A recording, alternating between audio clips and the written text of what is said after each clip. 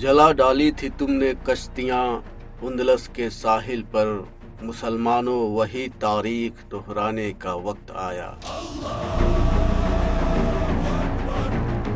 आपने ये मिसरा कहीं न कहीं तो जरूर सुना होगा, तो आज हम उसी वाकया को बयान करेंगे कि आखिर वहाँ हुआ क्या था और क्यों मुसलमानों ने उंदलस के साहिल पर अपने कश्तियों को जला दिया था। असल में ये वाकया है खिलाफत उमैया के टाइम मुसलमानों की एक कमांडर की, जिनका नाम तारिक बिन जियाद था।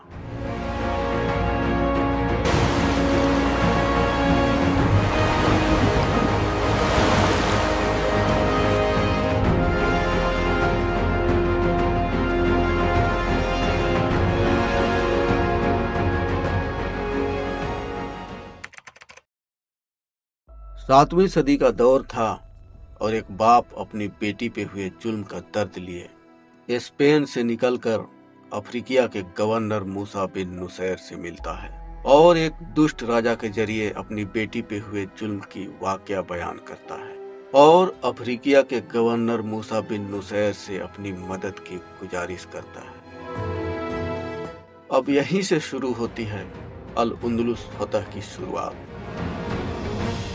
सबसे पहले ये बता दूं कि उस जमाने में जो अफ्रीकिया था, आज का ट्यूनीसिया, ईस्ट अल्जीरिया और वेस्ट लीबिया, ये तीनों मिला के एक कंट्री अफ्रीकिया हुआ करता था और वहाँ के गवर्नर मूसा बिन नुसैर थे।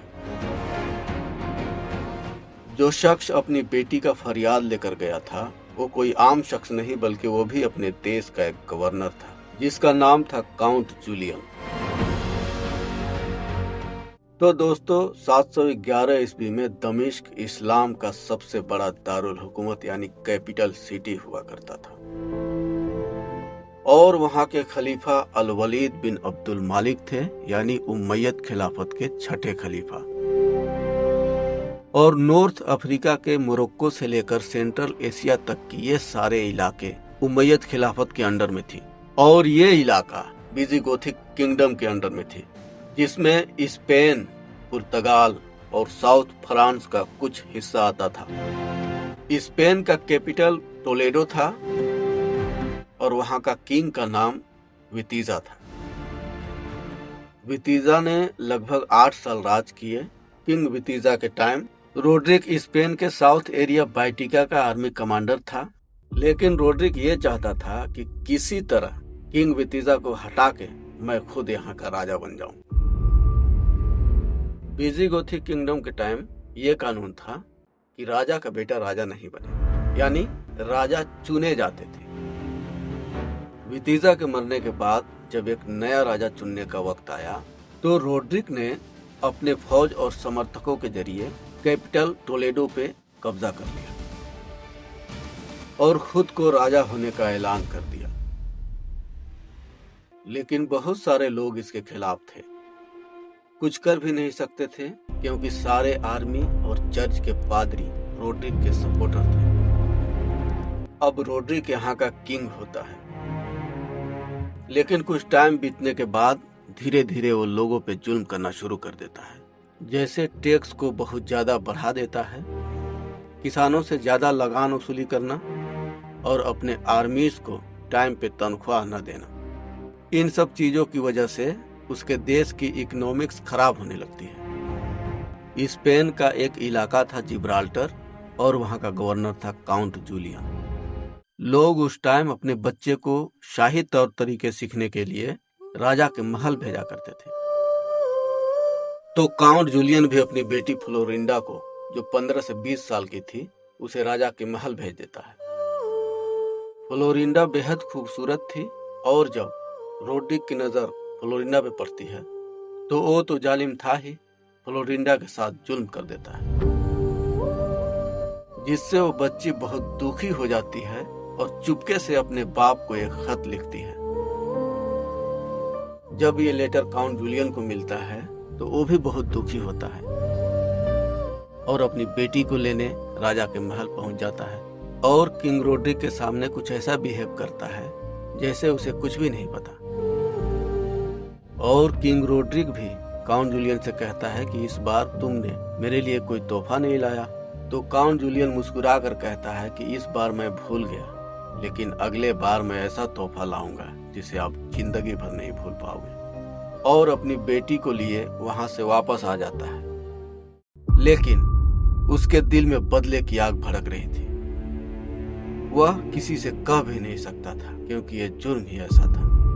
अब वो ये सोचते रहता था कि इस राजा को तख्त से कैसे हटाया जाए। फिर उसके दिमाग में एक ख्याल आता है कि देश की बाहरी ताकत का सहारा लेकर हम इससे बदला ले सकते हैं।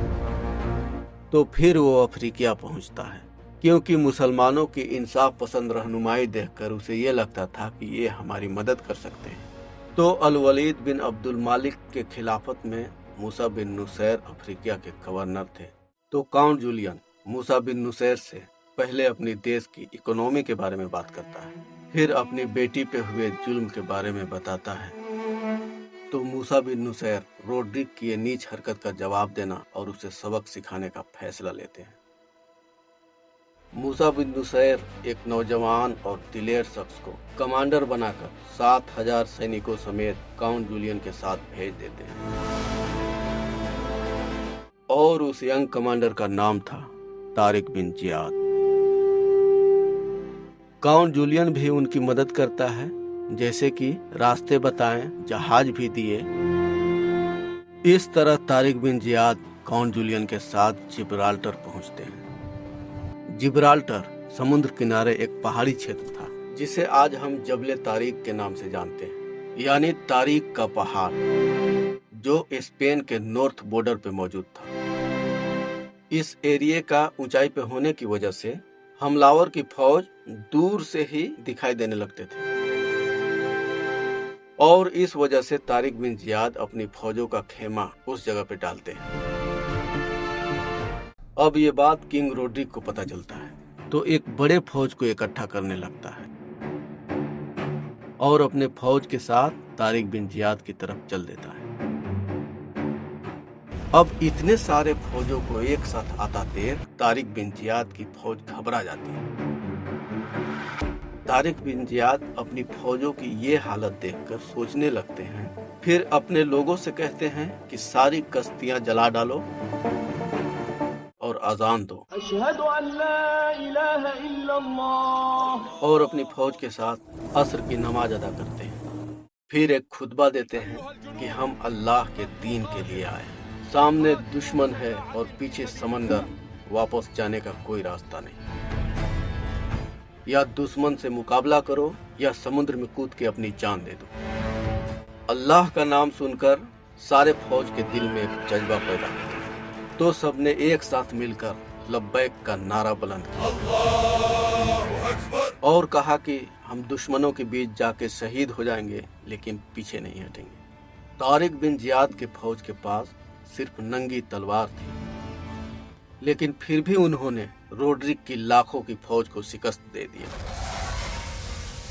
और इस फतह के बाद वो नहीं रुके, क्योंकि अब यहाँ से साउथ स्पेन का रास्ता भी खुल जाता है और यहाँ से मुसलमान एक के बाद एक राज्यों को फतह करते जाते हैं। फिर वहाँ की कैपिटल टोलेडो को भी फतह कर लेते हैं। अल्लाहु अकबर। और ये सारे इलाके फतह करते करते 1 साल बीत जाता है।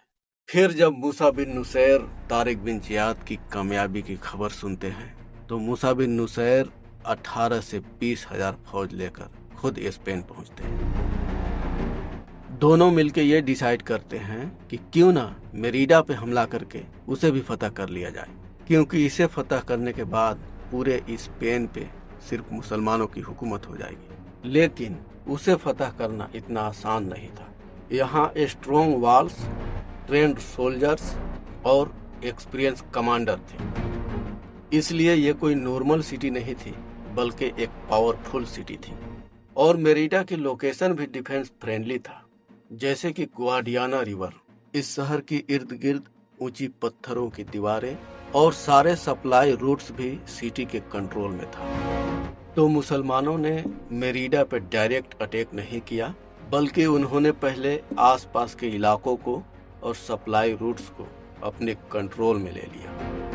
और महीनों तक पूरे किले को घेर के रखा, जिसकी वजह से अंदर खाने पीने की कमी होने लगी, जिससे लोगों का हौसला कम होने लगा और बाहर से मदद की कोई उम्मीद भी न थी। तो यहाँ से शहर प्रैक्टिकली हार चुका था। तो मेरिडा के कुछ विजिगोथ लीडर्स ने मुसलमानों के साथ समझौता कर लिया, जिससे ये इलाका भी मुसलमानों के अंडर में हो जाती है और अब पूरे स्पेन पे मुसलमानों की खिलाफत हो जाती है। अब भले ही आगे जो भी हुआ, लेकिन तारिक बिन जियाद ने 300 साल से चली आ रही विजिगोथ किंगडम को पूरी तरीके से डिस्ट्रॉय कर दिया था। Subscribe